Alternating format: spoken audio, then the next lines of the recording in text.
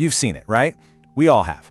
The flashy cars on Instagram, the stories that seem just a little too good to be true, the constant stream of perfect moments. It's this whole performance of success. But what's actually happening behind that need to show off? Well, today we're going to pull back the curtain and uncover the hidden psychology behind the performance. So let's start with this really powerful, kind of counterintuitive idea. You'd think all that showing off comes from strength and confidence, right? But what if it's the total opposite? What if it's all a mask for a deep-seated fragility and insecurity? And that's the big question we're diving into. We're going to peel back the layers of this very human, and let's be honest, very common behavior, just to understand what's really driving the whole show. Okay, so first things first, let's get on the same page. What do we even mean when we say someone is trying to be the center of attention? It really boils down to this. Any action that is specifically designed to get a reaction, to get that validation from the outside world. And this isn't just about wanting to be noticed here and there. No, it's a much more complex behavior, and it's almost always driven by some pretty deep emotional needs. And you've seen this play out in the real world, I'm sure. It's the person showing off the fancy car, or the friend who always has to one-up every story. It's the person who dominates every single conversation, or even creates drama just to get a reaction. And of course, there's the endless quest for likes on social media. It all comes from that exact same place. All right, so we know what it is, but now for the really interesting part. Let's go a level deeper and explore why. What's actually driving this performance?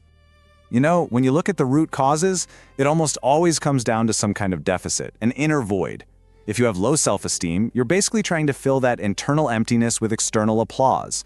Or maybe there were unmet needs in childhood, a lack of attention that created this lifelong pattern of desperately trying to get what was missing. But, and this is important, let's be clear, not all attention-seeking is a bad thing. There's a totally healthy desire for connection, right? Sharing good news with friends, helping someone out, those are positive ways to connect. The problem really starts when that behavior turns negative, when it becomes about interrupting, provoking fights, or making up stories just to get a reaction. And of course, we absolutely have to talk about the giant elephant in the room, social media. It has basically put this whole dynamic on steroids. It creates this powerful fear of missing out, or FOMO. You scroll through, you see someone's perfect highlight reel, you start to feel a little inadequate, and then you feel this pressure to post your own even better highlight. It's this vicious, never-ending psychological rat race for validation. So, where does all of this lead if it's taken to the absolute extreme? Well, there's actually a clinical diagnosis for when these traits become so pervasive that they start to really damage a person's life. And that's called histrionic personality disorder, or HPD. This is when the need for attention is so overwhelming, so all-consuming, that it completely distorts a person's emotions and their self-image. Their self-esteem becomes 100% dependent on what other people think, not on any real internal sense of self-worth. And HPD isn't just one single thing. The psychologist Theodore Millon actually identified 6 different flavors of it. For example, you have the appeasing type, who is always trying to smooth things over. Then there's the vivacious type, super bubbly, charming, and impulsive. But on the other end of the spectrum, you might see the tempestuous type, who is really moody and easily angered, or even the disingenuous type, who can be much more calculating. It's a huge spectrum, but it's all driven by that same core need to be seen. So, whether we're talking about a clinical diagnosis or just a really strong behavioral pattern, how does this all actually play out in our relationships? Well, there's this fascinating model that explains the kind of dysfunctional dynamics that pop up again and again. It's called the drama triangle. So this is the Cartman drama triangle. And the idea is that in any conflict that's fueled by insecurity and attention-seeking, people tend to unconsciously fall into one of 3 roles. Let's break down what those are. First up, you have the victim. Their whole stance is poor me, they feel helpless, powerless, and they are always on the lookout for a rescuer to come save them. By giving away their power, they can actually manipulate others into giving them attention and dealing with their problems for them. And that brings us to the rescuer. Their motto is, "Let me help you." They have a deep need to feel needed, so they keep the victim dependent on them. But this isn't real help, you see. It's a way for them to feel important and in control, and it traps both people in this toxic cycle. And finally, there's the persecutor. Their favorite line is, "It's all your fault."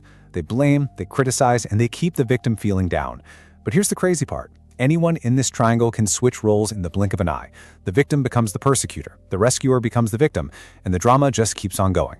So how in the world do you get off this toxic merry-go-round? How do you stop looking for validation on the outside and start building real, genuine self-worth on the inside? Well, the good news is there's a way out. There's a whole different model. It's called the empowerment dynamic, and it's all about making a conscious shift.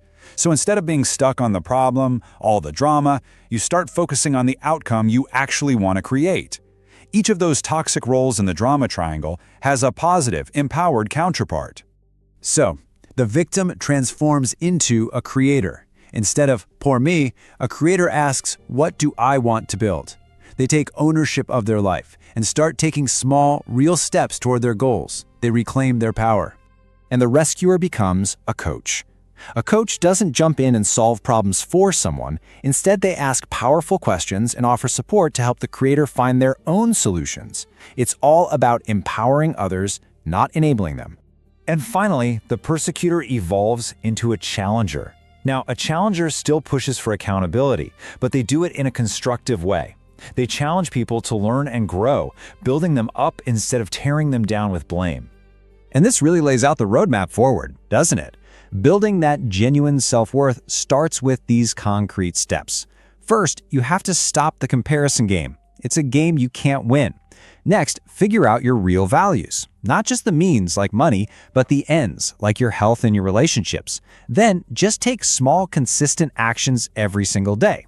And maybe the most important one of all, practice self-acceptance. You have to understand you don't have to prove a thing to anybody. The only person you ever need to impress is yourself.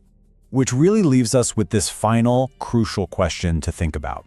In a world that is constantly rewarding performance and external validation, how do we build a self that doesn't need an audience? How do we cultivate an inner sense of worth that's quiet, stable, and completely independent of applause? What would that look like for you?